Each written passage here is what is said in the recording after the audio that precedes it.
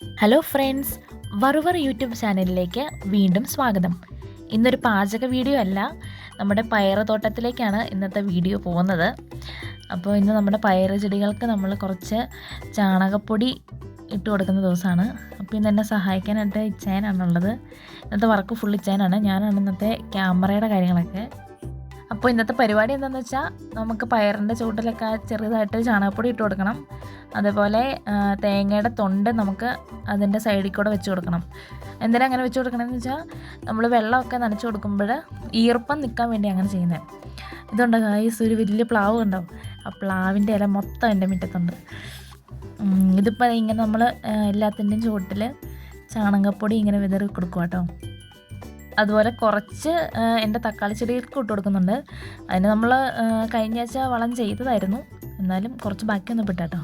ഇത് കണ്ടോ, പ്ലാവിൻ്റെ ചുവട്ടിൽ ഒരു ചക്ക ഉണ്ടായിരിക്കുന്നത്. ചക്കയുടെ വിശേഷങ്ങളൊക്കെ വരുന്ന വീഡിയോയിലൊക്കെ ഉൾപ്പെടുത്താം കേട്ടോ. ഇത് കണ്ടോ, ഇതുപോലെ നമുക്ക് എല്ലാ ചാക്കിലും വെച്ച് കൊടുക്കാം. പിന്നെ നിങ്ങളെല്ലാവരും ശ്രദ്ധിച്ചോന്ന് അറിയത്തില്ല, ഇത് വേലി കെട്ടിയേക്കുന്നത് കണ്ടോ, അത് നമ്മൾ ഈറ്റ കൊണ്ടാണ് കേട്ടോ വേലി കെട്ടിയേക്കുന്നത്. ഇതിപ്പോൾ കുറേ ആയി കെട്ടിയിട്ട്, അതുകൊണ്ടത് ചീത്തയായിട്ടുണ്ട്. ഇനി നമുക്കത് മാറ്റി നല്ലൊരു വേലി കെട്ടി കൊടുക്കണം.